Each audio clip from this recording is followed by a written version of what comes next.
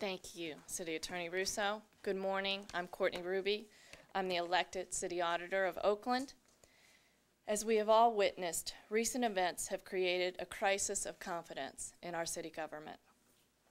I believe that the 5 administrative reforms the City Attorney and I are offering here today get to the heart of creating transparent, principled, and accountable government in Oakland.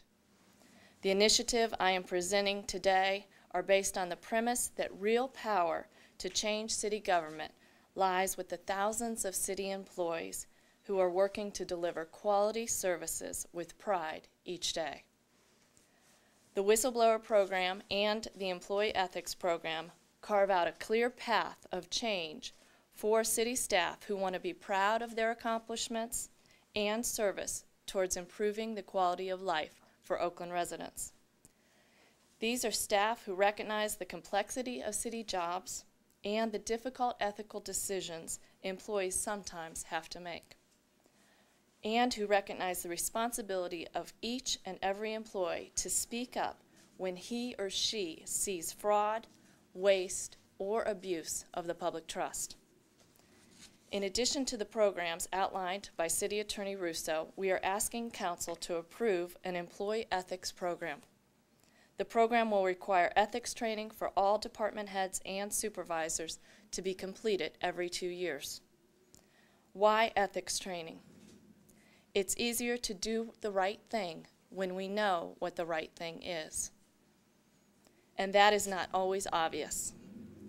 Reoccurring training not only educates employees about how to make good decisions, but it creates a culture that reinforces shared concerns for ethics and provides support for employees who want to do the right thing every time. We will also create an online ethics resource center which all employees may consult for information on relevant laws, regulations, and city policies. We are giving all city staff the tools essential for a better Oakland. Additionally, my office will conduct a survey to assess the current state of the city's ethical culture. We want to measure where Oakland stands today and then track our progress going forward. We want to identify ethical blind spots before they cause damage to the city. We will not only empower our employees, but provide an assessment that puts ethics at the forefront. Now to my office's whistleblower program that was passed unanimously in the Finance and Management Committee yesterday on to Council. When I took office last year, it became immediately clear to me that in order to do my job and protect the interest of the public, I must be able to look a whistleblower in the eye and guarantee him or her protection. Making it safe for employees who want to come forward with cases of possible fraud, waste, or abuse creates a culture of transparency and accountability in City Hall. Studies show over 40% of fraud is detected through tips from employees and the public. Employees are generally those who best understand how city government operates and are the most aware of wasteful or unethical behavior around them. However, employees usually fear that if they blow the whistle, they will be subject to many forms of retaliation. And unfortunately, these concerns are usually well-founded. State law was needed to legally protect a whistleblower's identity, so I authored Assembly Bill 2001 to provide that protection. Assemblymember Sandre Swanson has carried the bill in Sacramento, and it is currently headed to the Senate floor after passing the Assembly in May on a 65-0 vote. To go hand in hand with the state legislation, we are asking the Council to pass the local whistleblower ordinance, which will provide further protection to whistleblowers by prohibiting retaliation. The ordinance will also provide a framework for the City Auditor's Office to establish a confidential hotline, to investigate whistleblower claims of fraud, waste, and abuse, and to also investigate claims of retaliation against whistleblowers. My office will encourage employees as well as citizens to blow the whistle through an educational outreach campaign. I am pleased to have Councilmember Kernahan and Council President De La Fuente as co-sponsors for this important and timely ordinance.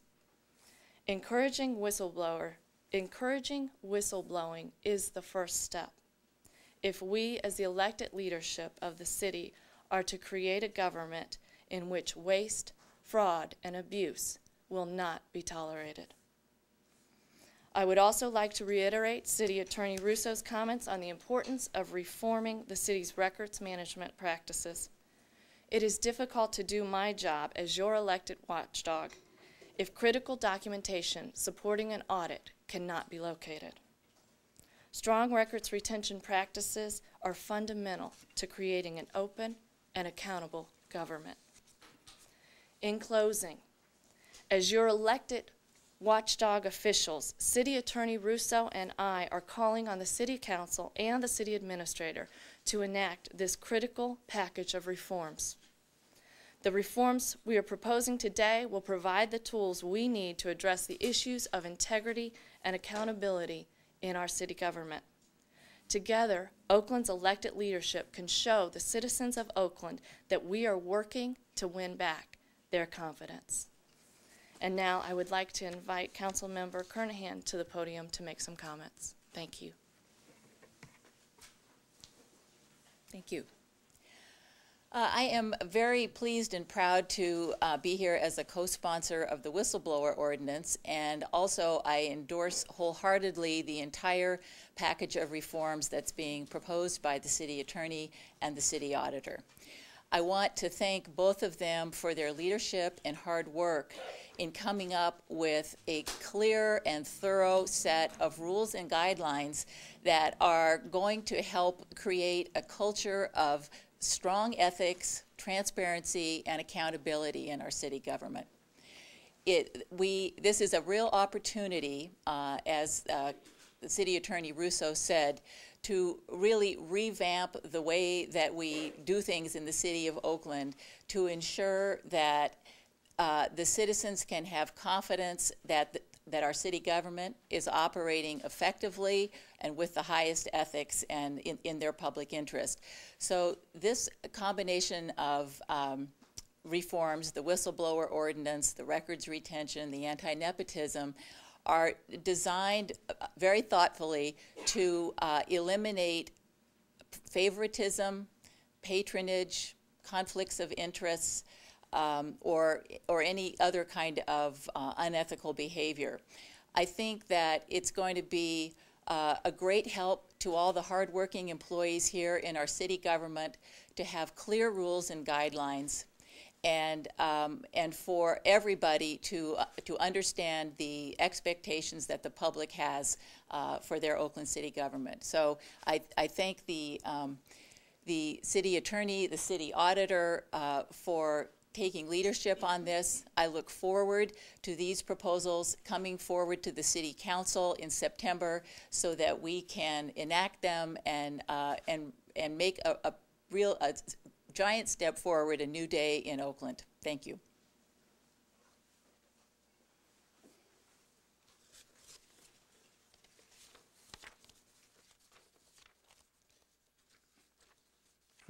That's okay. Thank you. Okay, so to sum up, we have five different pieces to this initiative. They all work together. They are all about transparency, accountability, checks and balances.